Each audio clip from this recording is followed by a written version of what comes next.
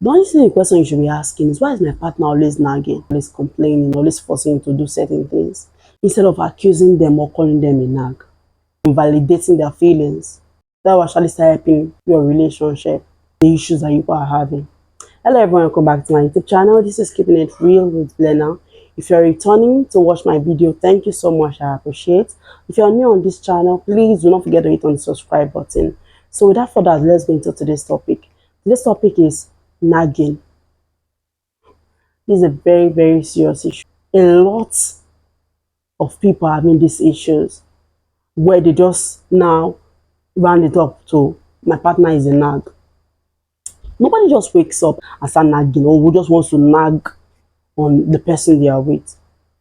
There are underlying issues. There are some things that have refused to be met, even with all the constant complaining and constant talk about it. So that's why we're here today to talk about nagging. What is nagging? Nagging simply means constantly complaining or forcing your partner to always do tasks every single and other times. Yes, that's what nagging is. You're always complaining. You always have to shout. You always have to repeat yourself over and over again before you feel like you're being heard. Why do people nag? Why do people always have to complain, shout, make sure they're forcing you to do things before you do them? Number one, because of unmet needs and expectations. It could be at the beginning of this whole thing that you people are in together, there were promises that both of you made or that you made to the person, or things that actually you people talked about and you people actually discussed it in details as to what and what you people want, what you want, what he wants, what she wants, things like that.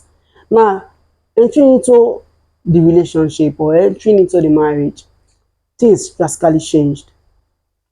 Probably you promised her that every day you call, maybe twice in a day to check up on her, or you promised him that you will actually listen whenever he's talking to you. You actually drop every other thing you're doing and pay attention.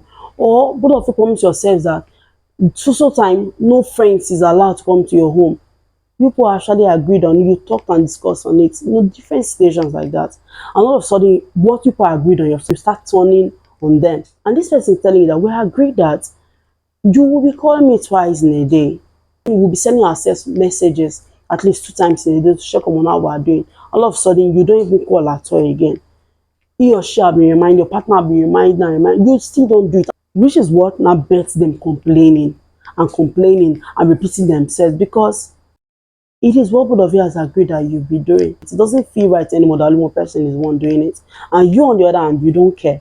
It leads to nagging. Now your partner is feeling like that particular needs that both of us enjoy so much is not being met for me anymore. Hence the nagging, hence the complaining, hence the repetition, hence the unhappiness. There's no happiness anymore. Because anytime you see yourselves, the nagging continues, the complaining continues, and the other person just starts getting tired. This is something that both of you have made up your mind that you want to do together. Like I always say on my channel here, it takes two to tango. It takes two for a relationship, for a marriage to work. Only one person cannot carry the load on his or her head. So if both of you have agreed to make this thing work, and all of a sudden you're falling back, it makes the other person start seeing themselves complaining. Do you think that most times these people that even complain like themselves complaining? Like they sit and they ask themselves, what have I become? What have I turned into? So instead of you to always cursing at them, throwing words at them, calling their parents, calling their friends, and reporting them all over, why don't you call the person and sit down? Or you even sit yourself and ask yourself, why is this my partner always complaining? Why is he always nagging? Sometimes he might even tell you why they are always complaining. Start working on it instead. Start trying to meet those expectations, meet those needs that you have said that you will meet right from time. It might not be at once, but try your best to start working on them. And you see changes in your partner. Number two, another thing that leads to nagging is communication style. Because once your partner starts feeling like you're start taking them for granted, maybe the first time they asked you to do something on your way back from work, you forgot. Yes, that's the first time. Like, okay, fine. Truly, because of the hard day of work and everything, you forgot. They might just let that one slide. The second time again, they ask to help them do something, and you're coming back without doing it, you're saying you forgot. They might actually let it slide. Now it has now become a constant habit. You always forget to do something for them. All of a sudden, they start nagging because they be like, if I don't repeat this thing to this man or to this woman, he or she will also forget or will not do this thing. And it's important for the home, it's important for the children, it's important for maybe your partner. So they'll keep shouting and they'll keep complaining. Ah, buy this thing, oh, buy this. I don't, if you don't buy this, you will not rest, oh, buy this thing, oh, every day, so forget. I don't know how somebody will forget. Grown up man or grown up woman will always forget. They'll start nagging at you. So if you, okay, if your day is always hectic, try to write it down or set a reminder, put it on your phone or write it in a place where your eyes can see before the end of that day. So at least before the end of that day, your eyes will meet that thing. So you try your best to get that when you're coming back from work. That will start reducing the nagging or the constant repetition that the person is always telling you. If you notice in my video, sometimes I would have talked about how important it is for couples to communicate. Even it is for partners to communicate. You have to communicate. If you're not communicating, I don't know what both of you are doing in that place called relationship. So if you see that the other person is not feeling unheard, before it turns to nagging, do your best to actually sit and work it out. Sit and ask yourself, okay, it could be that it is what I've been doing that is making this person do this certain way. Then try to correct yourself. And naturally, you see the other person will just start amending the way they nag. Number 3 is emotional expression. Nagging can be a way your partner is expressing their frustration, anxiety, and stress. See, 24 hours in a day, sometimes things happen. Lots and lots of things happen. So probably while you're not around, a lot of things happen.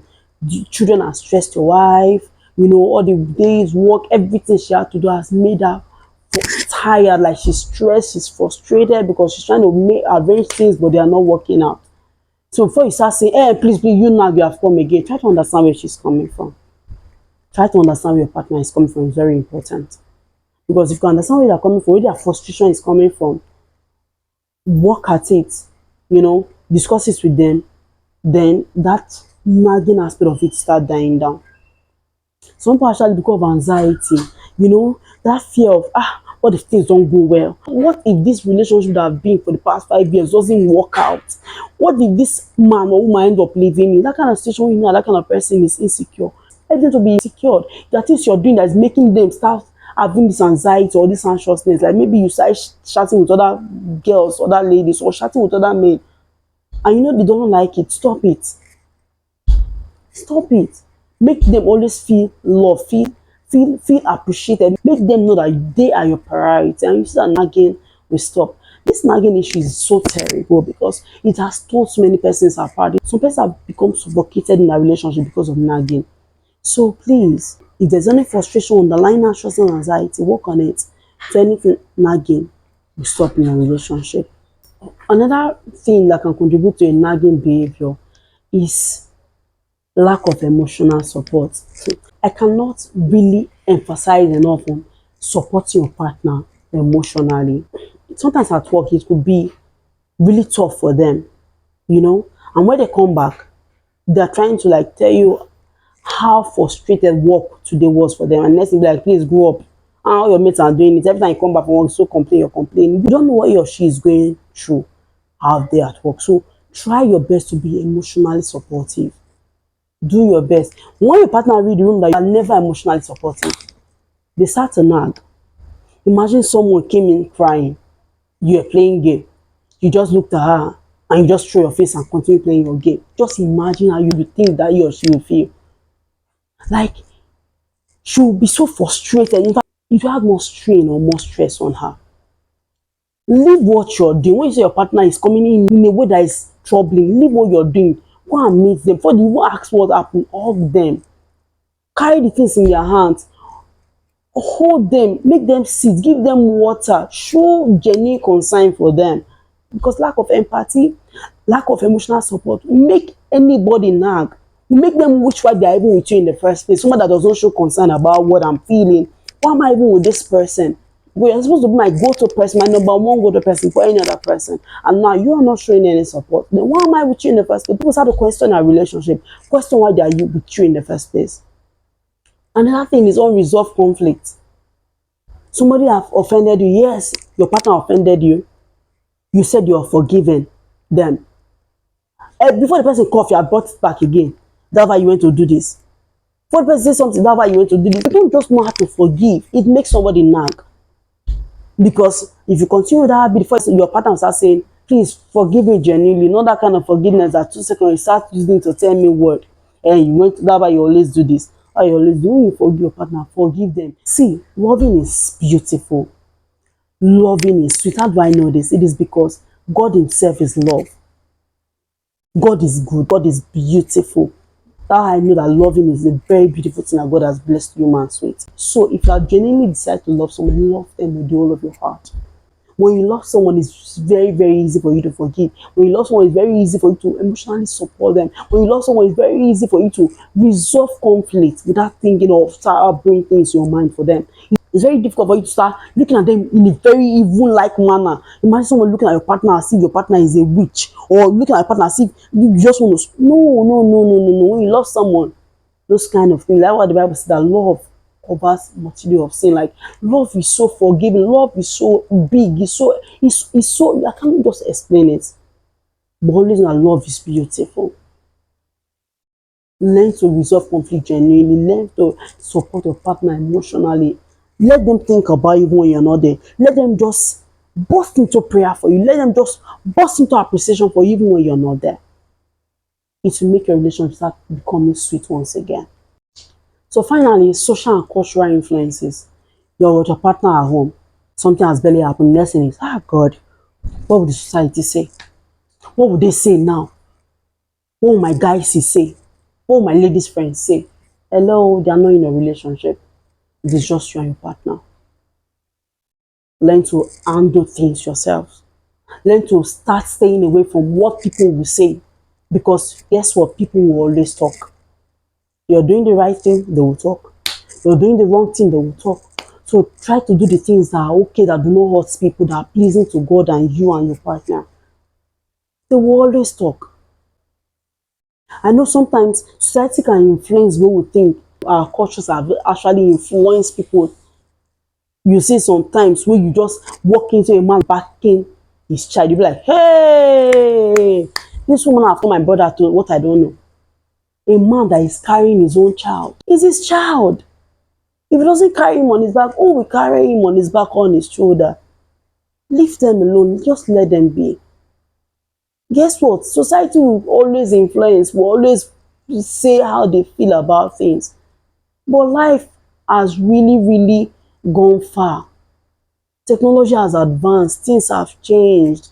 You can't compare your relationship now with those of your forefathers and your foremothers. Things have changed. If it's working well for you and your partner, it's making you people happy, continue living like that. Forget about what people say. And that's why you're not hurting people, you're not hurting God, you're doing things right. Stick to what is good for you and your partner, what is good for your family, what is good for your children. So I hope with all the things we've talked about today, you try to see reasons from your partner's perspective. Like, asking why they are doing what they do instead of always cursing at them, making them feel bad, making them feel unimportant because of the way you are, always coming at them whenever they complain about things to you. So with this, we've come to the end of today's topic, nagging.